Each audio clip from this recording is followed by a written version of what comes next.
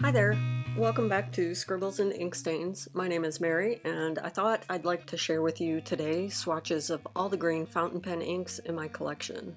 I'll be swatching on two different papers, Midori and Tomoe River, and I'll use a few different tools to explore how the inks behave on these papers. Because I've been experimenting with using fountain pen inks in my drawing, I've also included a sample for each ink where I go in with a water brush to paint with each ink. I'll include timestamps below, so feel free to pop around if only one or two of these colors are interesting to you. As I mentioned in my blue swatches video, there is a little bit of ambiguity as you're moving around the color wheel and trying to determine whether an ink is more green or more blue, or more purple or more blue. So basically any of those colors that butt up against each other on the color wheel, just remember that it's a continuum, not a hard demarcation line. My current stash includes 5 sample size vials of green ink and 4 full-size bottles of green ink. I'll list them on the screen in the order that I'll be swatching them, and again, you can always check timestamps below if you don't have time to watch this full-length video.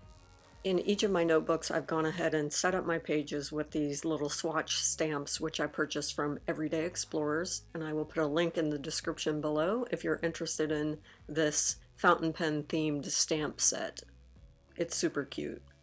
The first green I'm going to swatch is from J. Herbin. It is the Vert Olive, and this is the oldest ink in my collection. I bought a few colors in this series back about 15 years ago when I was teaching classical art. We were doing a lot of ink wash drawings, and I was into experimenting with a dip pen at that time. It is a lovely olive color, more on the yellowy side on the Tomoe River paper, and more on the olivey side on the right hand side, which is the Midori paper. And you'll see that across this series of inks, that the ground that you're using truly does influence the color of your ink.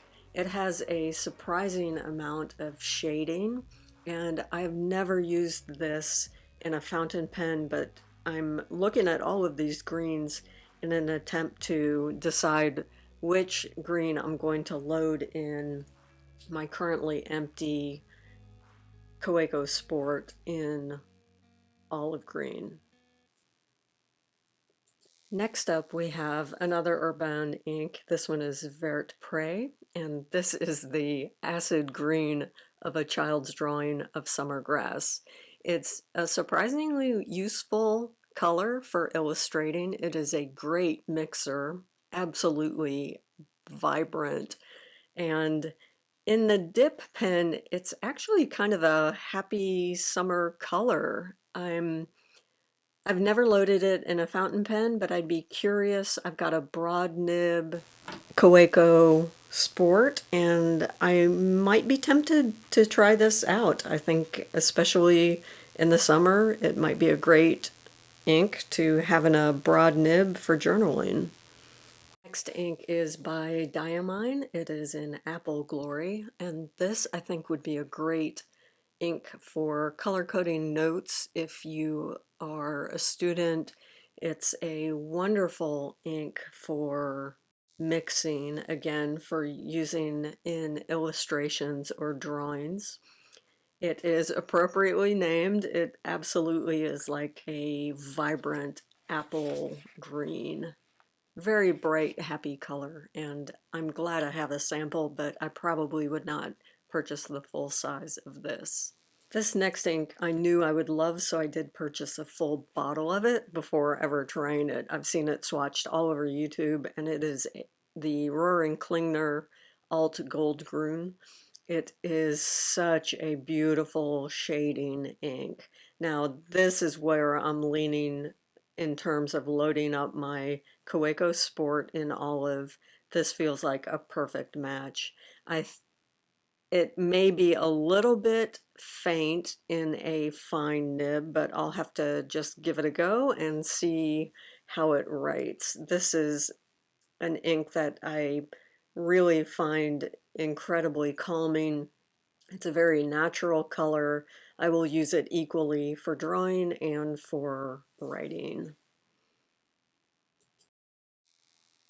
Now we come to the Robert Oster Crocodile Green, and I have to say this is probably in my top 3 fountain pen inks. It is lovely in pens. It is a gorgeous shading ink. It has a little bit of a reddish sheen as well.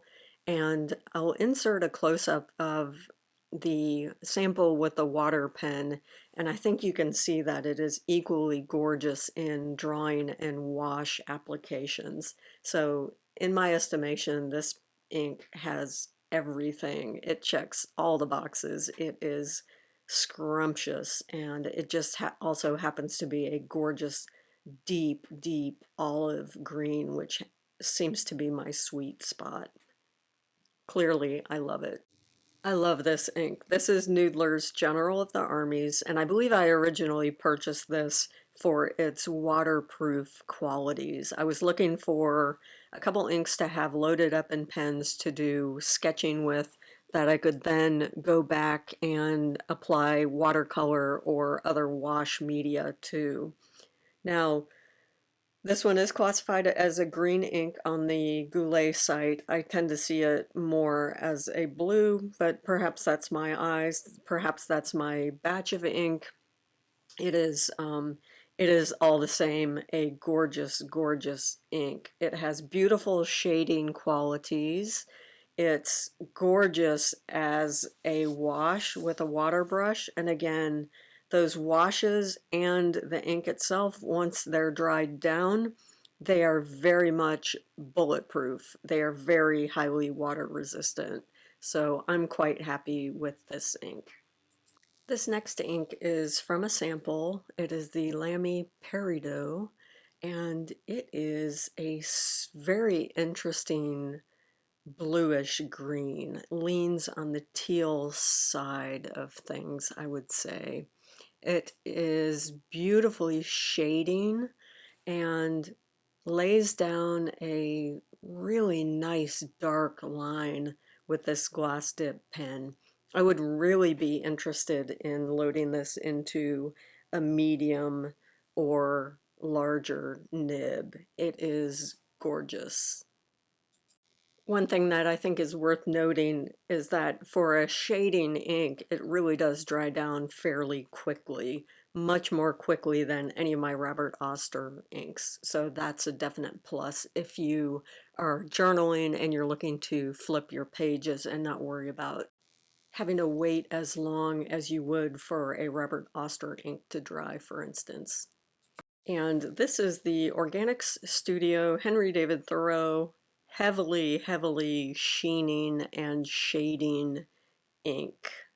If you do not like sheen, do not bother with this ink. Because it's very turquoisey in the base, I did classify this along with my other greens, but arguably you could equally classify this one as a blue ink. Very, very turquoise with red sheen. Did I mention sheen? This is, when you write with this, with the glass dip pen, it is all sheen all the time. Sheening inks can be a little bit messy. I have never loaded one in a fountain pen ink, so I would love to hear your experience below in the comments. If you have had success for this, what nib would you match it with? What pen do you enjoy for your sheening inks? I am sort of dying to try it in a pen, but a little bit hesitant because of the mess and kind of the perceived difficulty of cleaning the pen after the fact, but let me know your thoughts. And this last sample of green I purchased from Yoseka. This is a Lennon Toolbar ink, a Taiwanese ink company, and this is from a tea series that they did a few years ago. On the Yoseka site, they describe the tea as tasting of sage and earth, so I think that looking at the grungy kind of gorgeous green color on the page, that is absolutely a perfect name for this So, are ink. you more a bright, happy green, or are you more a natural, earthy, grungy green? I feel like I love them all. It would be really hard to rank these from least to most favorite, so I'm not going to attempt that today. Too much brain work. I did decide to swatch everything on this A4 sheet of Tomoe River paper just because it's a beautiful way to get a bird's eye view of all my greens on one sheet. And it should make my decision when it comes to loading up that Kaweco Sport fountain pen. It should make that decision easier when I come to that decision. But I'm headed out of town, so that won't be until next week. Um, if you enjoyed the content, please consider hitting like and leave me a comment below with your thoughts. Thanks so much for spending this time with me. Ciao.